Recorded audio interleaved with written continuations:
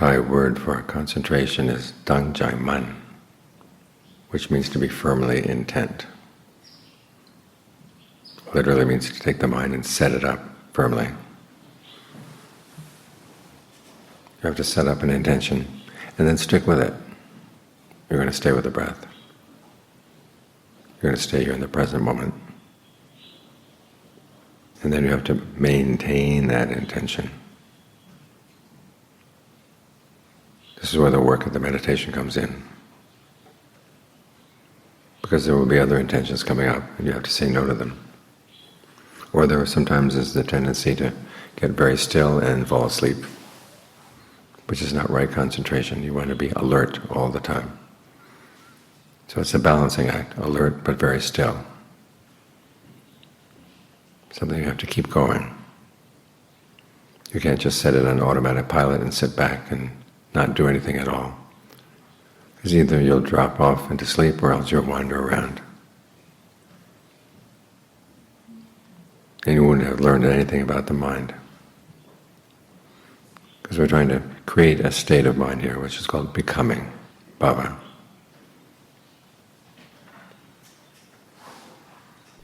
Because we want to understand what it means to create a state of becoming. As the Buddha said, the cravings that lead to becoming are the source of suffering.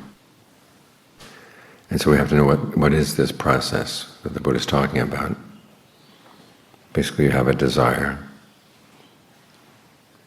and then you see the world in which that desired object can be found, and then you take on a role in that world. You take on an identity. This is how we pursue all the things that we desire. So for the time being, we're going to pursue stillness. You're going to focus on the breath. You want to stay with the breath. That's the object. And then the range of your body is the world that's relevant. And you're going to be the meditator looking after this. In the beginning, you don't have to be too self-conscious about this. Just focus on the breath. Make sure the mind stays with the breath, in a way where it can stay alert, interested, but still. But as you get better and better, then you begin to notice this is how it's done. You notice the ways in which you create this state of mind. It can also be found outside of concentration. In fact, this is the way we approach anything that we desire.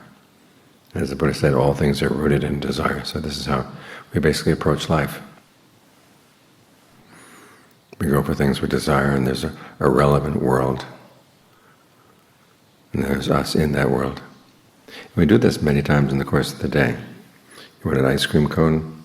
The relevant world is the distance between where you are right now and where the next place for ice cream would be, whether it's in your house, in a store. And then you're the person who has to provide the means to get the ice cream. You just walk over to the refrigerator or drive down to the store and buy it.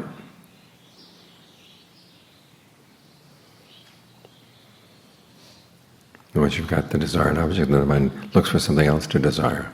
Sometimes it hasn't even found its first object and already new desires come up, which is why we get pulled in all sorts of different directions. You want to see this process clearly, because as the Buddha said, awakening consists of finding something that's outside of this process, something that's not fabricated. In order to recognize that, you have to recognize what you do fabricate really clearly. There are a lot of Vipassana methods which tell you don't get into concentration. And then when you happen to stumble into concentration, they interpret it as being something that's not concentration at all. Because they haven't learned how to really observe carefully how the mind creates a state. So I think they've gained awakening when it's just another level of concentration. Or blanking out. Again, you can will yourself to blank out. And for the amount of time that you're in that blank state, you don't know anything. But that's not awakening. If that were awakening, the Buddha wouldn't have called it awakening. Call it the big sleep.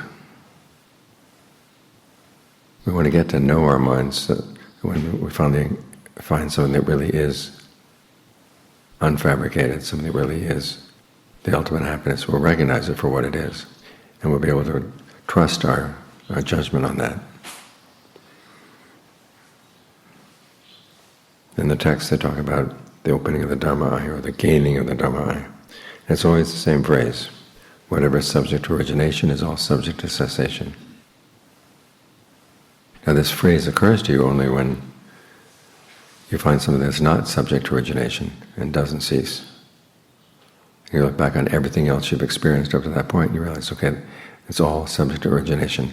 The word origination doesn't simply mean arising, it means something that's caused. And the cause comes from within the mind. So much comes out of our minds that we're not conscious of. And that's one of the revelations of the Dharma eye, is just how much we are shaping our experience. Even something as simple as receiving input through the senses. There has to be an act of the mind that goes out to the senses in order to pick those things up. But we do this so much all the time that we hardly notice it. We take it for granted.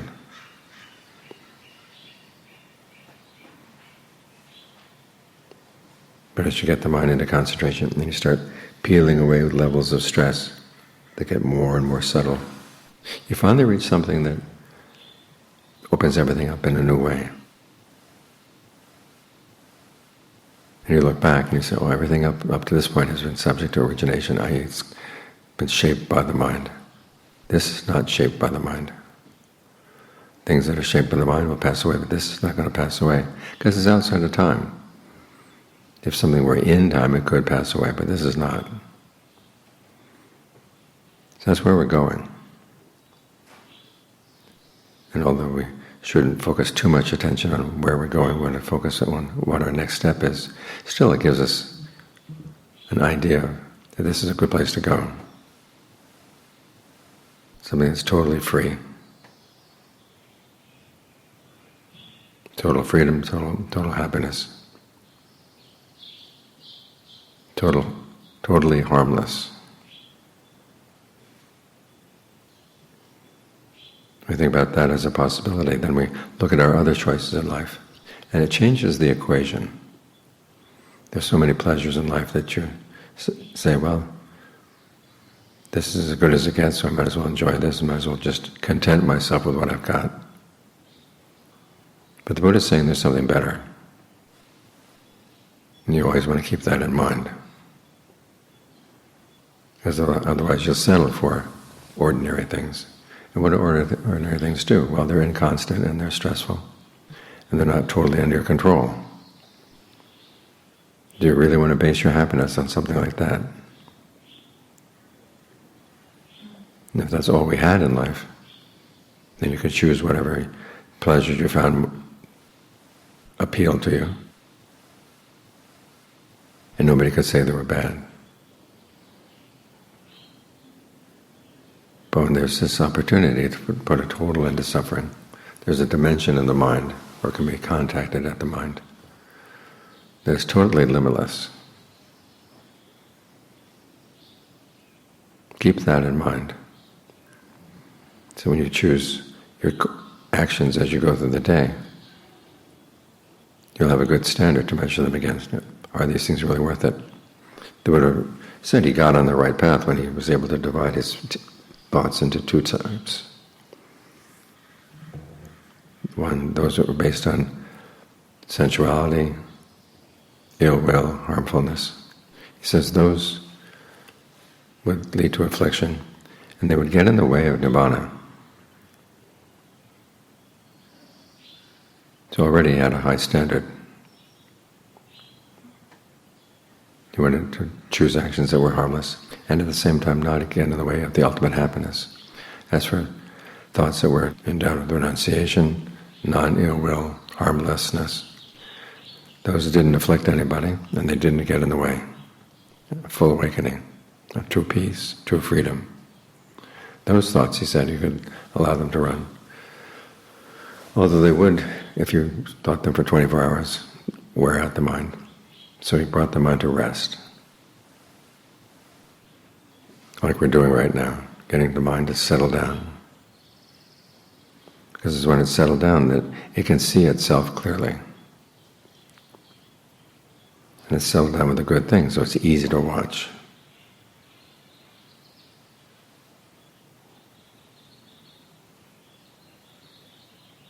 So you get to know this part of the mind really well, the part that's adjusting things in the present moment. Using the different kinds of fabrication, bodily fabrication, the way you breathe, mental fabrication, feelings and perceptions, verbal fabrication, the way you talk to yourself. Get to know these things really well. So when they finally fall away, you'll know for sure that, okay, this is something new, something special, something that is not subject to origination.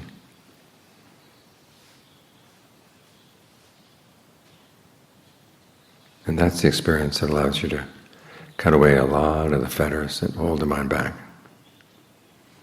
The primary one being doubt about the Buddha, doubt about the teachings, the doubt about your ability to follow them.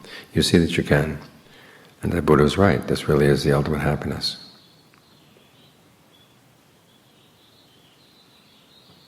That fetter is gone.